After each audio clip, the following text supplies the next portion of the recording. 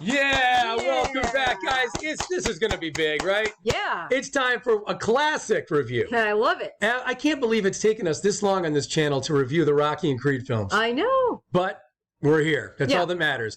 All right, guys, so we're doing Rocky 2. Spoiler review. Spoiler review. We're going to talk about Rocky 2.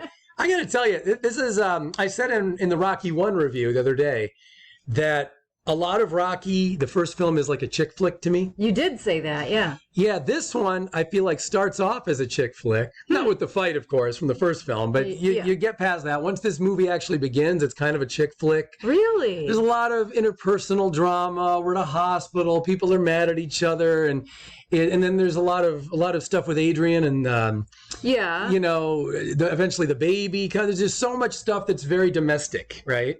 Okay. But then it switches gears very much. To me, this goes from a pseudo chick flick to all man flick. As soon as Adrian comes out and says, Rocky, do something for me. Win. Kick his fucking ass. Whatever. I forget the exact words. She said win. I remember kick his fucking ass, but whatever it was. That's how I like to remember it.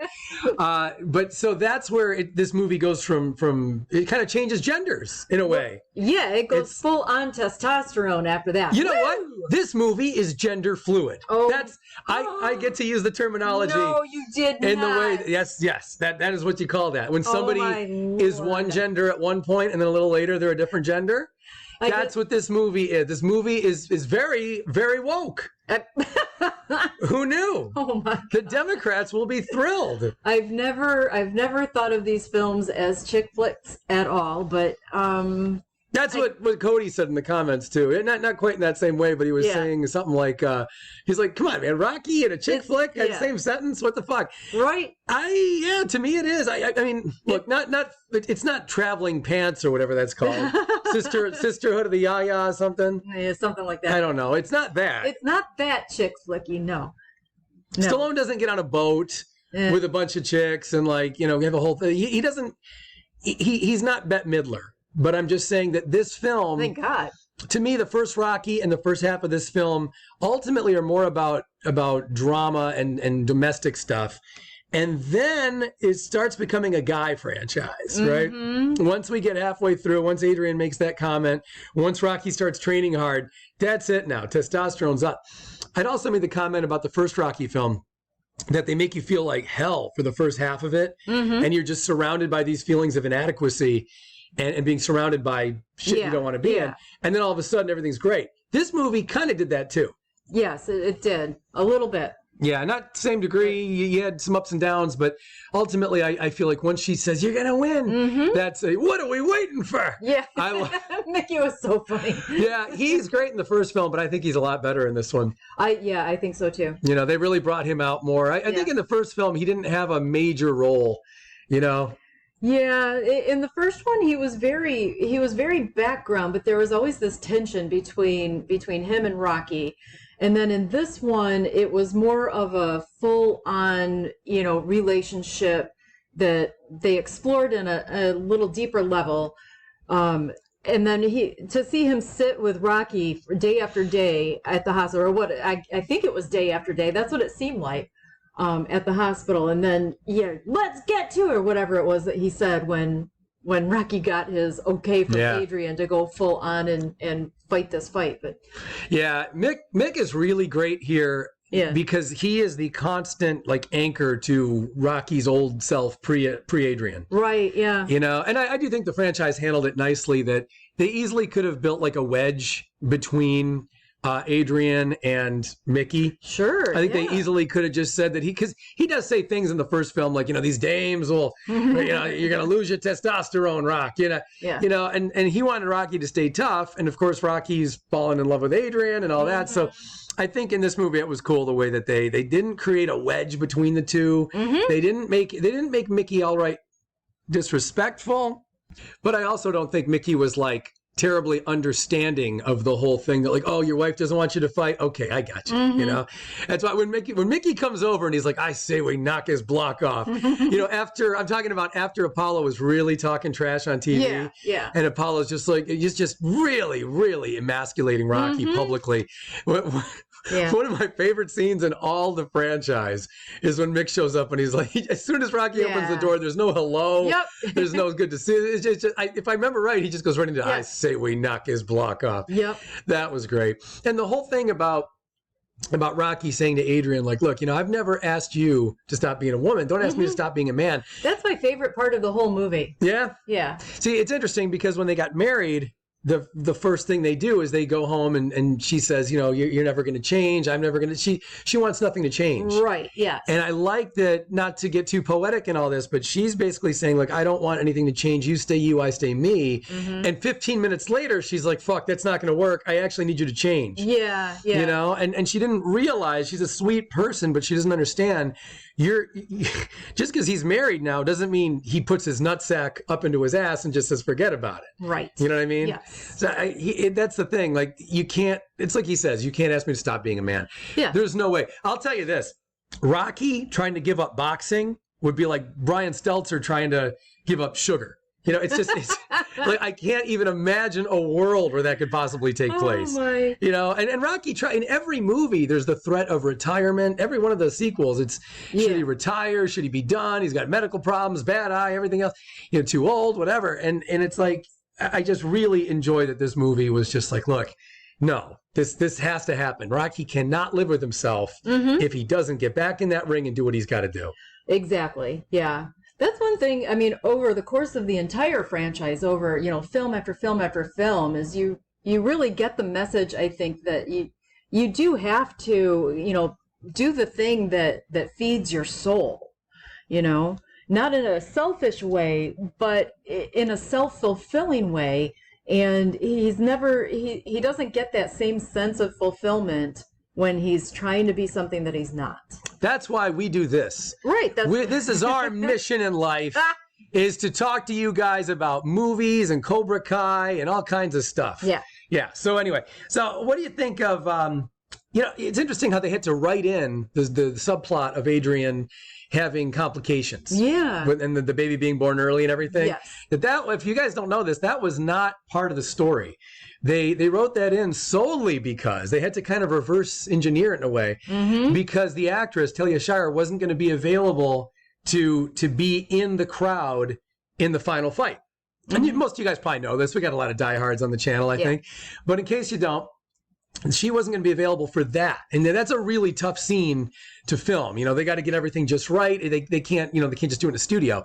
So that was very tricky. So she couldn't be there. So Stallone is thinking, well, geez, how do you explain Adrian not being there?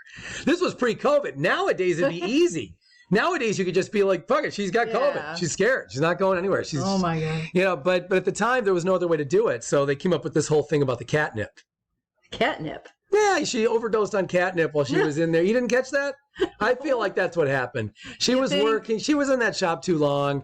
She just tried a little catnip. Had nothing to do with her lifting heavy buckets while she's pregnant. I did not notice that. Her brother aggravating and stressing her out. Yeah, I know. I kind of blame him too, huh? Yeah. That's twice in this series that stress gets somebody into big medical trouble. Because in Rocky 3, we see that as well. Spoiler for Rocky 3. But with Mick and with Clubber Lang and everything, when Mick dies. Yeah. Essentially, there was a stress level there, too. So anyway, life lessons everywhere in these films. Yes. The Rocky films are all about teaching life lessons. Absolutely.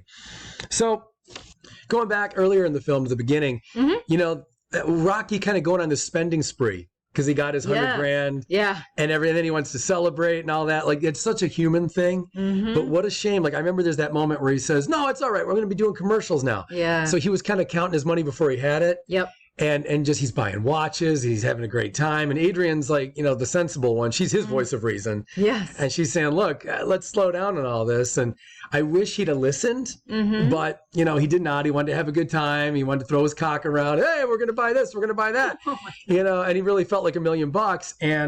And then seeing what ends up happening now when the commercials don't work out at all, he can't get a job. He's thinking that maybe he didn't realize until this point in his life that you can't just walk in somewhere and get a job.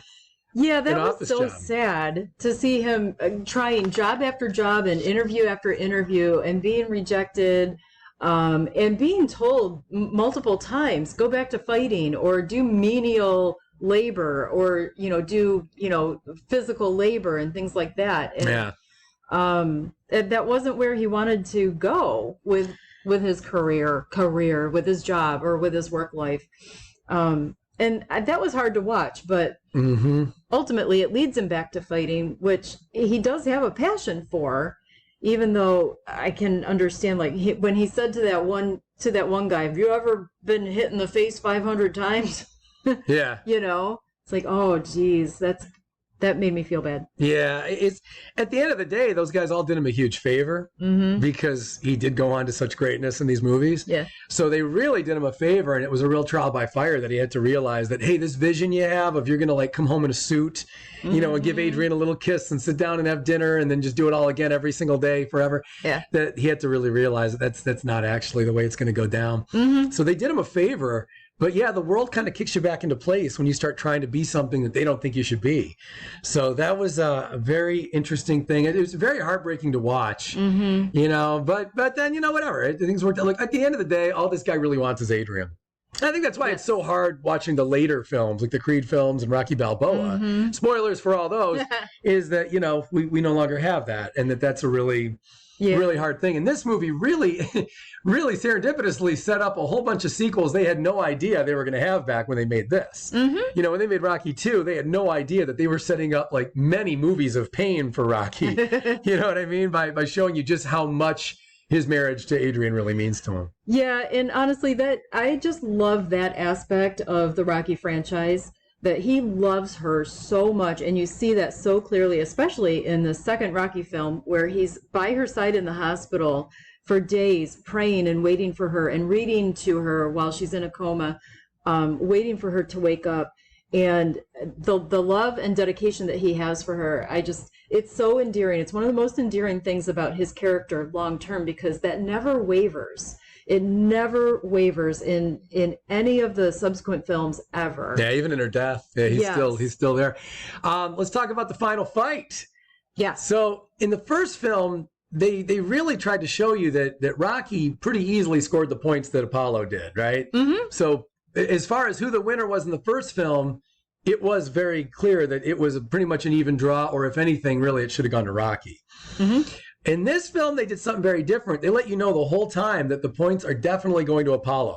Like, it looked like Rocky won maybe a couple rounds was the impression we got, but ultimately Rocky was way behind on points at the end. So the only way for him to win this was going to be by knockout. Yeah. I thought that was a really interesting thing. Now, unfortunately, they used that trope again later in the series, and I felt like that was a little ridiculous to do the exact same thing again, but okay, whatever. So in this film, it was new. And I thought that was a really just a cool thing, that like the only way he's so painted himself into a corner.